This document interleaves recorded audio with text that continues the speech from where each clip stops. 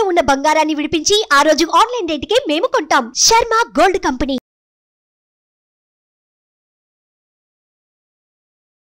నమస్తే, welcome to Suman TV. నేను మీ యామిని. మనకి జూన్ నెలలో 12 రాశుల వారికి ఏ విధంగా ఉంటుంది, ఈ విషయాలు మనకి తెలియచేయడానికి ప్రస్తుతం మనతో ఉన్నారు ప్రముఖ ఆధ్యాత్మికవేత్త, ప్రముఖ జ్యోతిష వాస్తు పండితులు, బ్రహ్మశ్రీ డాక్టర్ నాయకంటి మల్లికార్జున శర్మ గారు ఉన్నారు. గురుగారితో మాట్లాడి మనకున్న సందేహాన్ని అడిగి తెలుసుకుందాం. నమస్కారం గురుగారు. నమస్కారం అండి. గురుగారు, అసలు జూన్ నెలలో అండి కుంభరాశి వారికి ఏ విధంగా ఉంటుంది, అసలు వీళ్ళు ఎలాంటి పరిహారం చేసుకుంటే మంచిదండి? అసలు కుంభరాశి వాళ్ళకు వచ్చేటప్పటికల్లా జన్మంలో శని, ద్వితీయ స్థానం రాహు, తృతీయ స్థానంలో కుజుడు, చతుర్థ స్థానంలో గురు, శుక్రులు, రవి, బుధులు ఉండటం, అలానే ఆ రవి, బుధ, శుక్రుడు కూడా మళ్ళీ మిథున రాశిలకు సంచారం చేయటం జూన్ మాసంలోనే. దానికి అప్పుడు పంచమ స్థానం రవి, బుధ, శుక్ర గ్రహాల యొక్క కలయిక, దాంతోపాటు అష్టమ స్థానంలో కేతు యొక్క సంచారం. ఇక్కడ కుంభరాశి వాళ్ళకి జన్మశని అనేది ఒకటి ఉంది. అంటే జన్మశని అంటే ఏంటంటే ఈ నెలలో కొంత ఉత్సాహంగా ఉండే అవకాశం ఒకటి ఉంది. దానికి కారణం ఏంటంటే తృతీయ స్థానంలో కుజుడి యొక్క సంచారం. ఉత్సాహంగా ఉంటే జీవితంలో వివిధ కోణాల్లో ప్రభావితం చేసే వివిధ ఫలితాలు, కొన్ని వాగ్దానాలు చేయటం, వాగ్దానాలు నెరవేర్చుకోవటం ఒకటి. అయితే అంటే కొన్ని అనుకూలమైన పరిస్థితులు ఉండటం, ఆరోగ్యంలో మెరుగుదల ఉంటుంది. అంటే గతం కంటే కూడా ఇప్పుడు ఆరోగ్యంలో మెరుగుదల ఉండే అవకాశాలు ఎక్కువగా ఉంటాయి. అయితే ఇక్కడ క్లియర్గా చెప్పదలుచుకుంటే ఆరోగ్యం అనేది మెరుగుపడుతుంది, కొత్త ఆరోగ్య సమస్యలు వచ్చే అవకాశం ఒకటి ఉంటుంది.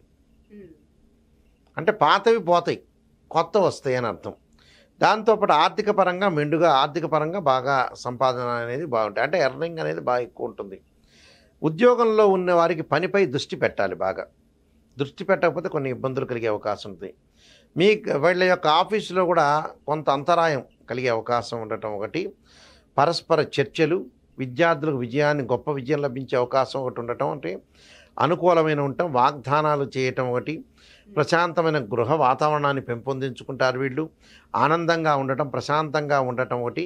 కుటుంబ సభ్యులందరూ కూడా ఏకం కావటం, గృహంలో ఖర్చుల యొక్క ప్రాధాన్యత బాగా పెరగటం, ఆర్థిక స్థిరత్వాన్ని కాపాడుకోవటం అనేది చాలా ఇంపార్టెంట్. అయితే ఇక్కడ వీళ్ళకి ముందు ముఖ్యంగా క్రమశిక్షణతో కూడిన జీవన శైలి అనేది ఏర్పడుతుంటుంది. దాంతోపాటు ఆరోగ్య సమస్యలు కూడా కొన్ని పరిష్కార మార్గాలు లభిస్తాయి వీళ్ళకి. రియల్ ఎస్టేట్ వాళ్ళకి కానీ, కన్స్ట్రక్షన్ వాళ్ళకి కానీ, కెమికల్ కంపెనీస్ వాళ్ళకి కానీ, డాక్టర్స్ కానీ, మెడికల్ షాప్ వాళ్ళకి కానీ లాభాల బాటలో ఉంటారు వీళ్ళు. వ్యాపారస్తులకు ప్రయోజనం కలుగుతుంది. అంటే ప్రయోజనం కలుగుతుంది కానీ అధికంగా పెట్టుబడి పెట్టి నేను ఈ సంవత్సరం నూతన వ్యాపారాన్ని చేస్తానంటే చేయకూడదు. ఎందుకు? దానికి కారణం ఏంటంటే కుంభరాశిలో రాశ్యాధిపతి శని ఉండటం ఒకటి, ద్వితీయ స్థానంలో అంటే కుటుంబ స్థానం, ధనస్థానం, వాక్కు స్థానం అంటారు. ఆ రెండవ స్థానం రాహు ఉండటం, పాపగ్రహం ఉండటం, గురువు కొద్దిగా ఎఫెక్ట్గా లేకపోవటం. అందువల్ల ఉన్న వ్యాపారాన్ని కంటిన్యూ చేసుకోవాలి.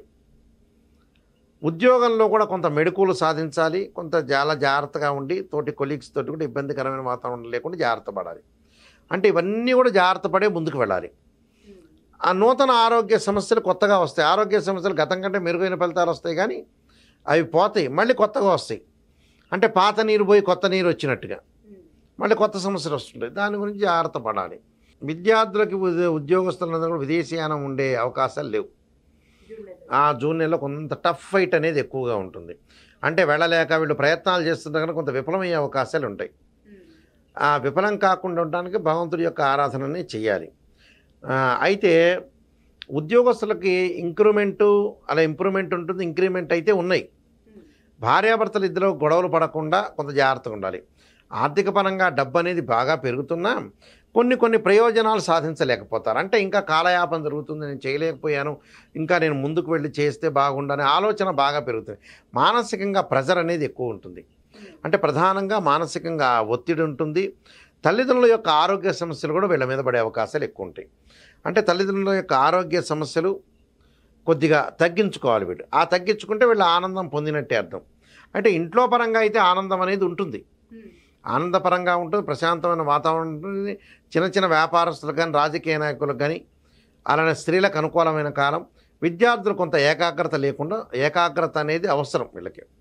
అంటే ఏకాగ్రత లేకుండా ఏరే వ్యాపకాల మీద కాన్సన్ట్రేషన్ చేస్తారు. అలాంటి వ్యాపకాలు అనేవి పెట్టుకోకుండా చదువు మీదే కాన్సన్ట్రేషన్ చేసి ముందుకు వెళ్ళాలి. ఆ చదువు మీద కాన్సన్ట్రేషన్ చేయలేదనుకోండి ఇబ్బందికరమైన వాతావరణం ఉంటుంది. కాబట్టి చాలామంది వ్యక్తుల యొక్క కలయిక పరస్పర విభేదాలు లేకుండా ఉండాలి. పరస్పరంగా విభేదాలు లేకుండా చాలా జాగ్రత్తగా గమనించి మనం ముందుకెళ్ళాలి. అంటే ఆర్థిక పరంగా బాగుంటుంది, ఆరోగ్యపరంగా జాగ్రత్త ఉండాలి. పాత ఆరోగ్యపరంగా ఇబ్బందులు ఉండవు, నూతనంగా కొత్త రోగాలు పుట్టించే అవకాశాలు ఎక్కువ ఉంటాయి. కుటుంబ పరంగా వాతావరణం అనుకూలంగా ఉంటుంది. విదేశాలకి 2-3 ప్రయత్నాలు విఫలమయ్యే అవకాశం ఉంటుంది. వివాహ సంబంధాలు కూడా 2-3 విఫలమై 4వ 5వ సంబంధం మనం చూసే సంబంధం సక్సెస్ అయ్యే అవకాశం ఎక్కువ ఉంటుంది.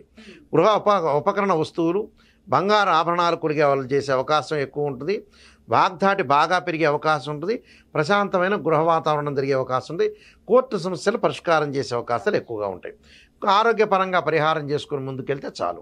వాళ్ళు తప్పకుండా ఆరోగ్యపరంగా పరిహారం చేసుకోవాలంటే విష్ణు సహస్రనామం పారాయణం చేసుకోవాలి.